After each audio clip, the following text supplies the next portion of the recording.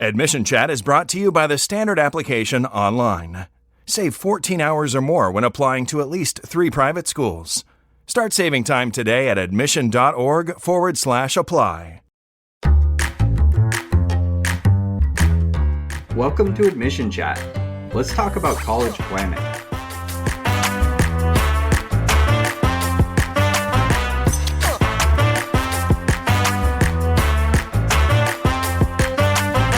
Greetings, I'm Darren Worcester, and in this episode, we're talking to Dr. Aviva Legatt, author of Get Real and Get In, How to Get Into the College of Your Dreams by Being Your Authentic Self, and host of the College Admissions Real Talk podcast. Aviva, welcome to the Admission Chat podcast. Thank you very much for joining us. Thank you, Darren. It's great to be here. So why don't we start just by having you tell us a little bit about your career, your background, and what led you to write Get Real and Get In? Thank you for that. So again, I'm Dr. Aviva Legatt, and I am a college admissions consultant today. Many people come into this field in all different ways. I came into it in somewhat of a non-traditional way.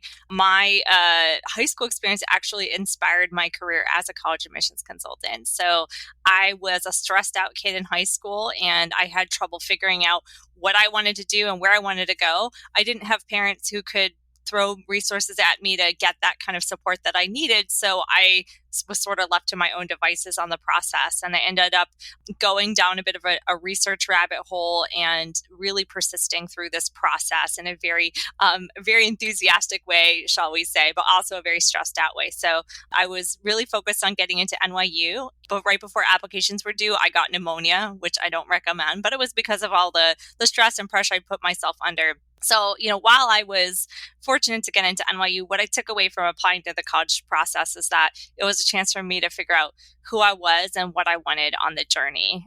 Even though it would have been great to have support, not having support really forced me to get real within myself and really understand what I needed and try to seek that out in other places. Once I got to NYU, I decided I wanted to do college admissions as a career. So I had been a music business major at NYU, but I got very excited about school activities and getting involved on campus. So that's what brought me down to Penn and Wharton, where I got a master's and doctorate in the field of higher education.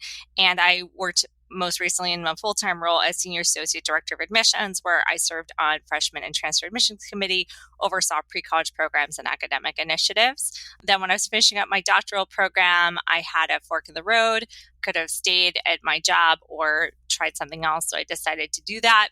And that's been, it's been almost 8 years since I've been out of full-time work at Penn.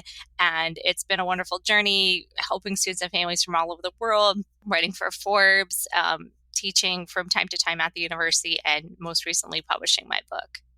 Excellent. Thank you. That's great. So when we first started about having you on the Admission Chat podcast, my initial thought was like, wow, most of our families are deep in the process of applying to private schools right now. This might just be a little bit too close to the bone to then say, okay, now think about applying to college. Like, I think they'll need a breather. And your response was you hear from families with kids of all ages, even in elementary school and that sort of stuff. So I'm kind of wondering, from your perspective, when do you think it's healthy for parents to start having these discussions with their children about planning for college and thinking about course selection and all that sort of stuff? That's such a good question. So, it's such an individual question per family. And there are a lot of factors that families might think about when they're thinking about how to encourage their children, or if they should encourage their children to go to college. For a family that knows that their child will want to go to college, it's a good time to think more explicitly about it starting in 6th, 7th, 8th grade, when you're looking at course selection. So one of the biggest course decisions for students and families, especially those that want to go into business or STEM, is taking math and advancing in math ahead of high school. So students who are probably on track for a STEM or business career will want to take math at a higher level. Now, of course, you may not know what your child will do when they grow up. However, if you think they might want to go in one of those directions, or they're demonstrating a great inclination in math, it's a good idea to have them advance in math as much as possible. And if they seem really strong in math and they can go even higher, then it's not a bad idea to give children some extra enrichment. in mathematics. In terms of explicit college talk, that's a really hard thing. I think that families who value college may, if both parents went to college, they may have degrees on the wall. That's kind of creating awareness around college. If you have friends and family members who speak fondly of college, that's all a way to create a college-going culture in your household. And your child may also benefit from any college-going culture that may exist in your community as well. That's great. Now, you mentioned earlier your own personal experience and sort of how it can be unhealthy if you put too much pressure on, planning for college and that sort of stuff. How, as a parent, what advice do you have to kind of walk that fine line between giving encouragement and helping them understand the possibilities and the different avenues that are open to their children, and kind of pushing too much so that there's undue stress and pressure on their children? That's a great question. And I'm a parent now. However, admittedly, my kids are a lot younger than teens. So I'm speaking as a parent, but not as a parent of teens. And I know that it's a little bit different. But what I see as the role of a parent from being one, and also from working with a lot of parents of teens, is that the best role that a parent can take in this process is the role of facilitator. So as a parent, it is natural to feel pressure to want your kids to achieve in a certain way or succeed in a certain way. But if you project an image of success onto them, they may or may not adapt that same image for themselves. They may adapt it to appease you or to make you happy, but in the end, it may not actually line up. It will catch up eventually. The misalignment will catch up eventually, even if they go down the road that you're hoping that they take. So my advice as a parent and as somebody who sees parents is that the most effective students in this process are those whose parents play a facilitative role, so they can provide resources, they can link students up with resources, but really it's about encouraging your child to ask the questions and to have your child take ownership of their process, knowing that they have your support. So, unlike in my case, my parents didn't get involved enough in my process, but you can get involved more, but you don't have to be so involved that their college process ends up being your college process. Yeah, that's a great point. I love that. At the heart of your book is the message of getting real with oneself. And I think that's kind of what you're starting to allude to here. And when it comes to college planning, you write about the impressiveness paradox. Can you describe what that is and how it can actually hinder someone's application? Absolutely. So the impressiveness paradox essentially says that when you, the student, are putting forth your narrative, there is a way to go too much over the top where you are not being authentic to yourself, and that inauthenticity is clear when someone is reading your file. So if you as I say in my book, claim to save every honeybee in the world, but let's say you've never been involved in any kind of, honeybee activity, there's nothing to demonstrate that mission, then it kind of falls a little shallow and a little short.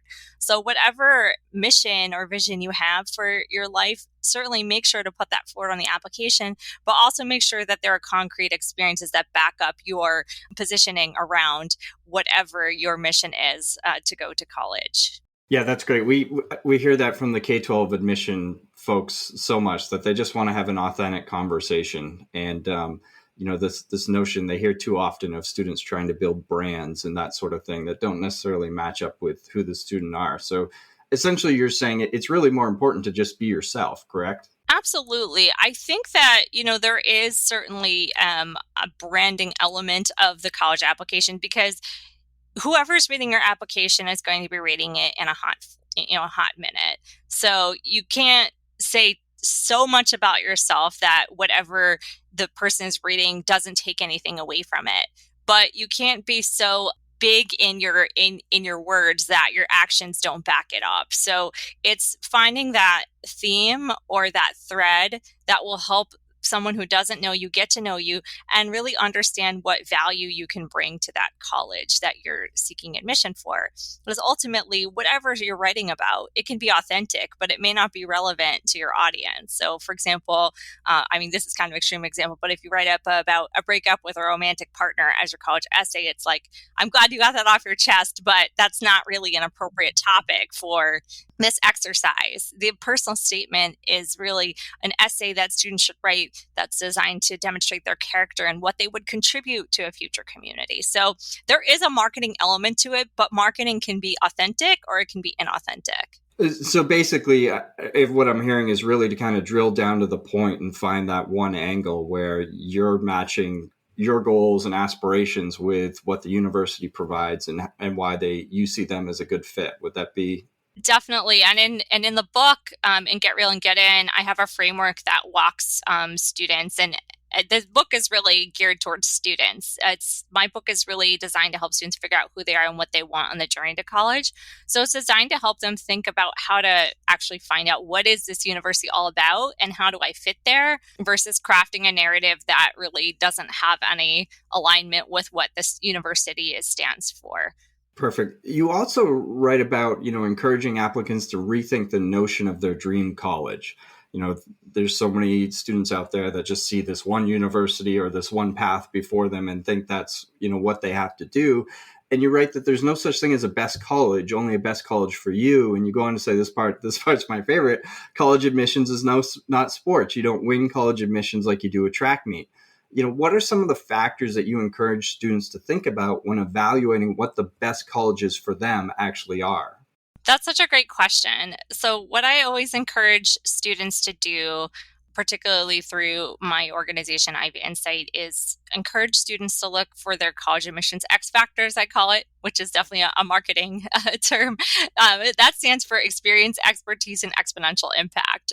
So essentially, it's all about finding out what you're interested in, what you can be really good at, your expertise, and then how you can use what you're really good at to make a difference for other people. So you can't really figure out what college is best for you until you figure out a little bit more about your interests and that you're using those interests ideally in a way to help others. So for most people, it is more than feasible to build expertise in something, whether that's through writing a research paper, starting a blog, writing for a school newspaper. There's so many ways to build expertise according to what the students' interests are. And then the key to choosing a college is really thinking about, what would the ideal academic and extracurricular pathway look like for me when I go to college, and then what colleges match my interests really well. So along with the framework I have, what I encourage students to do is actually reach out to people at colleges they think they might be interested in to get some more subjective insight about how that college might fit their interests. So if I'm a student and I'm really interested in basketball, and I know that's not an academic subject, but let's say I love basketball and I reach out to a student who is on the club basketball team or who's on the college's basketball team, that conversation may give me more insight than any information session or campus tour I could take, because I'm speaking with somebody who is living out a part of the experience that I hope to live out when I am at this college. More relevant to the college essays, I would recommend seeking out a college professor in a topic that you think you might want to study.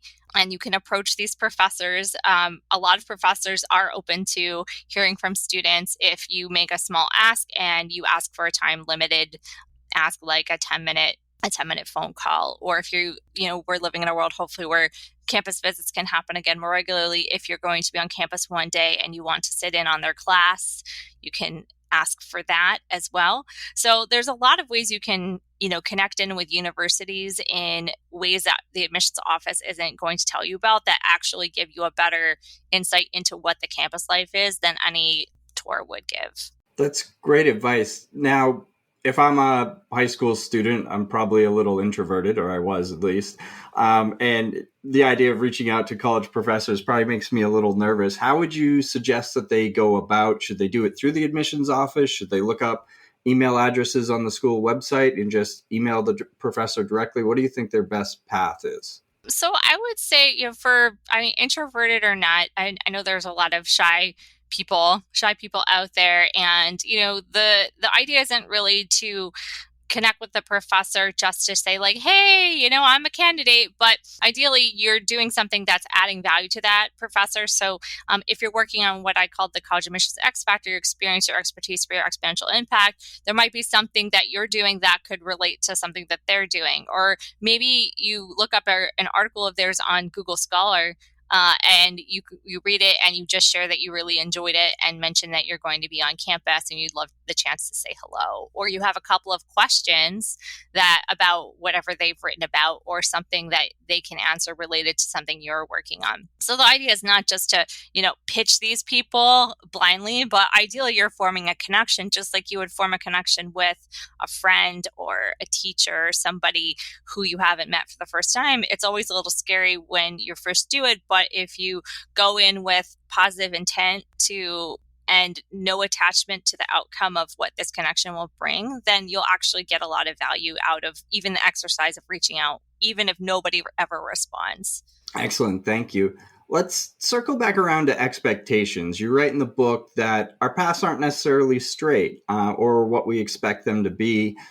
You offer the story of Henry Louis Gates Jr. as an example. What did you find inspirational about Henry's story, and why did you want to include it in the book? What I really appreciated about Henry's story, he's a professor at Harvard, and he has a show on PBS called Finding Your Roots. He's an all-around Renaissance man, a public intellectual. He writes a lot about ancestry. And one of the things that I loved about Henry's story was that his estimable aunt, as he called her, I believe she was actually a great, great, great grandmother.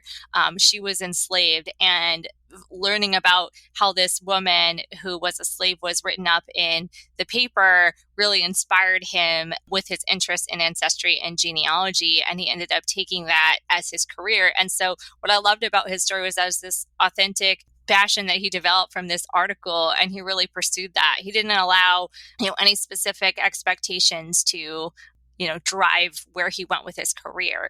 At the same time, Henry was very driven in terms of where he wanted to go to college at the time. So if you read through the book, you'll see that he's a Black man, and he was at a predominantly white private school at Exeter. And he left Exeter because he was homesick, and then he regretted the decision because back in those days, applying to Ivy League from Exeter was like pretty easy for those kids, and he sort of ruined his shot at the Ivy League by leaving. But then he kind of went. He went to a couple institutions. He ended up transferring because that was really important to him. He grew up in the time of the civil rights when Black students who were looking to be educated wanted to go to these predominantly white institutions. That was very important at the time. And so he really took a non-traditional path to get there, but he got to where he wanted to be in order to achieve the influence that he hoped to achieve. That's great.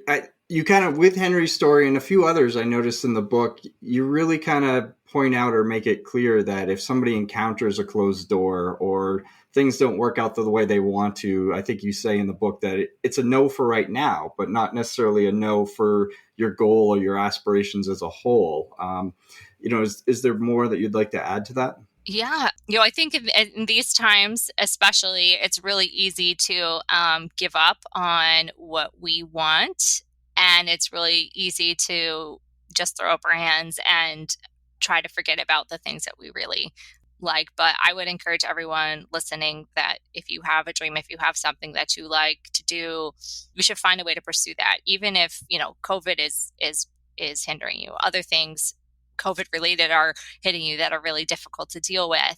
There is always a way to get to what you want and what you need. It may not look exactly as you thought, but I would not give up on whatever you want to do. And I see a lot of students and parents get very discouraged, especially these times, on what they can do to make the most out of the high school experience. And the good news about these times we're living in is that we have technology, and there's so many opportunities that students can connect to, so many support systems that students can connect to in these times. I'll call out one of my favorites, which is the Conversationalist. So that's a platform for Gen Z students. It's a free platform where students can talk about issues, so both world issues and then personal issues as well. And it's a really great hub of connection. Is it the same as in person? No, but we still do have ways to connect with people, to grow, to learn, to be supported. So I would encourage people to, if they think they're getting a no or they can't get to things that they want to get to, that to find that other pathway is always possible. That's great advice. Thank you. It seems like as I go through the book and I, listen to you talk today, I almost want to just cross out every time you say college or universities and substitute private schools or independent schools, because it seems like there's a lot of parallels, between the two processes and ultimately the goals that students and families are trying to achieve, through these institutions. What experiences do you think that families can take away from the private school application process that's going to help them in the long run when they go through the college application process? Absolutely. Thank you for asking that. So I think the wisdom in the book applies to private school application processes as well. This book is really, it's not about the check boxes of the college process. This is not about what to write on your essay or where to apply or how to get into your dream school. This book is about finding the right path for you. And the path, we all have different paths, and those paths take turns at all different stages of our lives. So for students and parents thinking about the private school journey, ideally you're looking for a private school that will support your child's learning and development, that will support them in growing up as a whole person. Even as a mom of young kids, my son, I had to change his school because his school wasn't working for him. And likewise, if you're seeking a private school, it likely means you're seeing a gap in something that you're not getting at your public school, or maybe there was another school that your child was attending that wasn't working for them. The best thing that we can do as parents is make sure that our children are supported in their learning and growth and development when they're outside of our homes. And so you're seeking out these private schools is really all about helping your child to develop into the person that they're meant to be. Excellent. Thank you. So very much appreciate you joining us today on Admission Chat. This has been very insightful and inspirational, I'm sure, for many folks. As we wrap up here, do you have any final words of wisdom or food for thought for our families? Thank you. I just want to emphasize again that these are really challenging times. What I'm seeing among the youth these days is that they're having trouble getting motivated. They're having trouble completing their work. And as parents, we're all struggling in our own ways as well. So I would encourage you, if you're a parent, to look out for yourself, to look out for signs of challenge in your child. And if you do see that your child is struggling, please get them the support they need, whether it's medical support or coaching support, whatever your child needs to do their best in this time. Look out for that and make sure they're getting what they need as much as they can. And then on a lighter note, I want to invite you to connect with me at ivyinsight.com. If you want to check out my book, it's at getrealandgetin.com. It's available with St. Martin's Press and at any major retailer, and appreciate you considering picking up a copy and taking a look at our site. That's wonderful. Again, the book is Get Real and Get In, How to Get Into the College of Your Dreams by Being Your Authentic Self. My 13-year-old's going to find a copy on his bookshelf pretty soon. So definitely encourage other families to take a look at it. I found it really insightful and very much appreciate you taking time not just to do this work, but to join us today as well. So thank you again, Aviva. Thank you so much, Darren. All right. Take care. And for everyone listening, thank you for joining this Admission Chat. Please look for another episode soon. And for more insight into the private school application process, visit admission.org and check out our Admission Academy live presentation series, featuring insight from school admission leaders. Until next time, take care, everyone.